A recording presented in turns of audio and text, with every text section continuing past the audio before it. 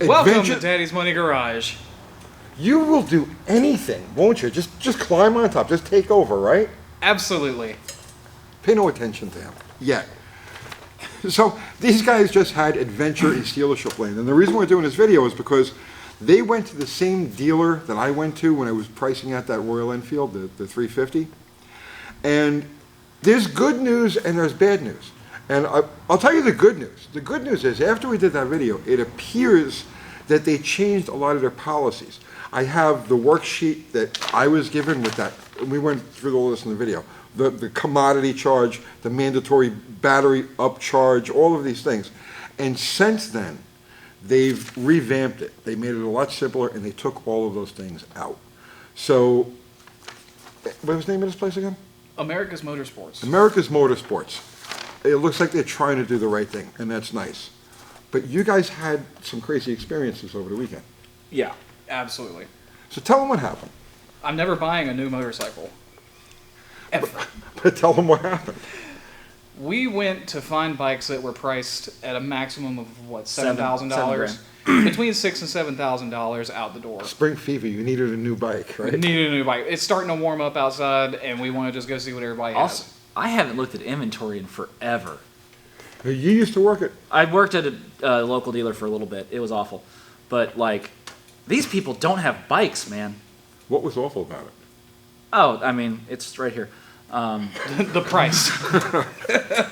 Yeah, you can't win if you're the highest in the market by a large margin, like 10 to 15% margin over everybody else within half an hour of you. That's bad business. Right. Boil this down now. What happened? What'd you do? So the first place that we went to did not have a bike that was really within the price range we were looking for. So we went on to the next one. And that was AMS. That was who we got that second quote from. Okay. But then the next three places we looked at the exact same bike, which was a brand new 2023 Honda Rebel 500. Yeah, and got three completely different prices. Wildly different. And what did the one guy tell you about the 500? Oh, he was trying to tell us that you don't want to buy a 500 because you can't really take it on the interstate, even though the Rebel 500 makes like 48 horsepower. And apparently that's not enough, even though it's more than a Sportster 883 made for 50 years. So he didn't know that you guys were like that. He had no idea that we knew anything about bikes. No clue. Okay, so you just walked in like anybody off the street. Uh-huh. Yeah, we walked in like we just took our MSF. All right, so you went to these three dealers, and what happened now? Well, basically we were pricing out three different bikes. We were trying to find stuff in that budget. $7,000. Yeah, in around that budget, and pretty much there were three places that had Honda Rebels that MSRP $64.49, $67.50 if it's got ABS. In the budget, how far does that go? How far over does that end up being? Okay, so MSRP, right? Plus, they're going to hit you for freight. They're going to get you for freight and taxes. And tax. You're not getting away from that. Not going to go away from that. But what were these other fees that they threw on there? Well, it was like, Assembly. you're going to have, let's say we've got here a $600, or this one's $800 for freight. It's $800 for freight for a bike that Honda charges $600 for freight on. Did they all charge? They all charge differently. They all charge differently. Yeah. Same area. Same area. Same motorcycle. Yeah. But different freight charges. Yeah, only one of these, the worst quote we got was the only one that actually quoted freight properly. Because, we got another quote, $1,000 for freight and assembly. They put them both together, so, $600 for freight if that's what Honda's charging, $400 for assembly. That's kind of how it broke down. But, you see $600 for freight, $800 for freight, $1,000 for freight and assembly. And then you see dealer prep, $500 here. And then you got $600 here. Now why, okay, so forgive my ignorance now. You have an actual quote here like I've got on this one. Is it the same place? No, it's different place. Different place, yeah. Okay. Then you got a copy of this one and you have, why is this on? That is on Notepad because the guy said that if, this is an exact quote, if he took everybody back there and got an actual quote generated, his boss would take him out back and shoot him. That's literally what he said. That's exactly what he said. That's exactly what he said. He was like, if I generated a quote for everybody that walked in here wanting pricing, my boss would take me out back and shoot him. And I used to work for that guy, and I believe him. So what was the name of this place? That was Cool Springs Power Sports. Cool Springs Power Sports. So Yeah. Cool Springs Power Sports, if you go to Cool Springs Power Sports and you ask for a quote, this is what you end up doing. $9,210. For a $6,750 bike. bike. 68. Call it 68. It's fine. Yeah, So $9,200 out the door. Out the door. that's taxes. Yeah, so they're assembly, charging everything. $600 for freight, $600 for assembly. The freight you're not getting away from. Charging the same amount for freight as assembly when it only takes their guys like an hour or two to put them together. Not to mention they misquoted the MSRP. Oh yeah, the MSRP is completely wrong. He quoted us $68.99, Right. and the actual MSRP is $67.49 for that bike.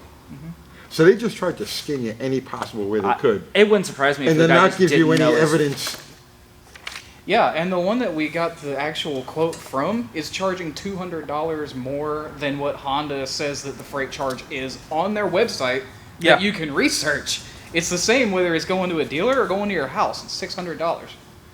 Yeah, This adds up to really take the fun out of going It to really buy a new does. bike, right? well, I it's like said, this. There's $700 in costs here above what you would see if you go on the website. You expect to pay taxes and, Yeah. and license and whatever. If they've got a Obviously. dock fee, you're not really getting around a dock fee. That's the only way that they can keep their people employed, really. But the point is, a dock fee is completely extraneous. Yeah. They have to do this paperwork to sell the bike. It's just like Yeah. the assembly fee. Uh-huh. They have to take it out of the box to put it on the floor for you to look at it, the same way that they have to do the paperwork to get it out the door. They So- just don't want to have to eat the cost of paying a tech to put the bike together. which they have to do anyway. Yeah. Just unbelievable. So none of these places really came close to the theoretical ideal of MSRP plus tax plus The tax. first place that we went to, the guy was very straight up. He said, I don't really have anything in that budget. I can get you below that budget out the door. So he showed us a couple of options there. It looks worse because they were cheaper bikes. One of them was used because the guy was trying to get us a good deal. Doesn't matter. But, the only thing he had was he had his freight. They had a $250 dock or $300 dock. It was reasonable. Like And a $300 assembly They had the fee. freight, the assembly, they had their dock and tax and tags. It was that checked out. It was literally like if you price it online and you expect how much you're going to pay for dock and prep, $600-700. Okay, but these three are three of the Completely same wild. bike. These are all 500 Rebels. Yeah. Yeah. Okay. And they're all in the Nashville area. Yes. Okay. And what's the price spread between them? The best deal that we got quoted was $84.47, and that's total out the door. That's Okay. with destination, processing, all that jazz. The next best was $88.40, Okay, that's close. Which- and then yeah. which that's higher, and those are the ones that are charging $500 for prep and an extra $200 for freight. And then you had these guys at $9,211 for Rebel 500. That's some spread. So that's the same bike, same day, same dealer. They all had it in stock. It's not something they had It was to all order or on the anything floor. like that. Yeah. Yeah. All on the floor. The only thing was this one had MSRP, so it's $300 cheaper. But This that is- doesn't explain a $1,000 price difference or $800 price difference between two different dealers. I want to know why they wouldn't give you an actual printed invoice or order. They don't even have a CRM over there. What's a CRM? It's how you actually track which customers you've talked to, so you don't call the same person that told you to F off 40 times. Okay. Unbelievable. Yeah. It seemed to be across the board that the dealers just didn't want to let go of their actual quote paperwork. No, they want to keep that stuff handy. Because there's also the chance that if you quote somebody and they come back 2 weeks later and talk to somebody else and get a different quote, they're going to be mad and it's just ends up being a whole deal. I had somebody that actually got mad at me because the second time I quoted them, it was like $50 cheaper than the first time they were quoted. And they wanted to be honored on the first quote. And it's like, But it's cheaper. but I'm saving you money. So it's shenanigans every way. that you Everybody can goes have- out expecting to get screwed. Yeah. And if you go in expecting to get screwed, you're going to be combative. And that's how the entire transaction starts. And to put it in perspective, that first dealer that we went to, they didn't give us an actual quote either. Even though we feel like they were being fair, still didn't get an actual quote. Well, he just gave us, this is MSRP, this is how much our costs are. Yeah, he wrote it down on the back Yeah. of his car. But he wouldn't give you a quote No to- actual He said quote he they said he did. could generate us a quote, but it if we're not looking for something like that specific day, then we can always just come back, call them. And who was the Yahoo who told you that a 500 or Rebel 500 isn't good for the interstate? That was the highest bidder, He was trying to get us into a bigger bike. I can almost guarantee that. which is funny because they didn't even have. They didn't have anything else. They didn't really have anything much bigger. At that point, you're looking at paying $3,000 or $4,000 or $5,000 more for like an 1100 or a full-on sport bike. They're or just trying to something. upsell you any way that they can. That's kind of what it seemed like because I feel bad I've for ridden people. a Grom on the interstate. I could see that. It was terrifying, but It would be. 9 horsepower. I've ridden the Super Cub on the interstate. One exit. Oh, I was God. like, okay, that's good. That's No, good. that's enough. I spent most of the time on the shoulder. Uh-huh. All right, so adventures in Stealership Land. Everybody expects to get ripped off, but you guys actually got some evidence. Yeah. I'm never buying a new bike. Ever. I mean, Buy used. it's literally like if the manufacturer says we charge $600 for freight on this bike, they charge $1,000 for a bigger bike, $250 for a tiny bike, whatever. They got to make that somehow. But I'm not paying $800 in freight for a bike that costs $600 to ship. That's literally just padding. Yeah, It's just- well, they added an extra 200, 300. That's what I had on this one. I went to look at the Royal All of Enfield. They were that- just throwing just random fees that they couldn't even name what they were.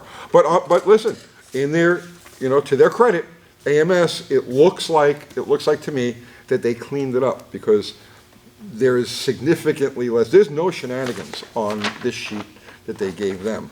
So I'm gonna thumbs up to AMS. And That's a big change. Yeah, because Yeah. they have a horrible reputation for that. Yeah, well, it's nice to see something good of it. Maybe these guys will rethink some of their policies. They won't get you a quote. So you're a dealer, you're a buyer, you go into the dealership to price something out. Yeah. And these That's what you guys, can do. Cool That's Springs all Power the guy can Sports, do. this is the best he could do. Yeah. They actually lost a building.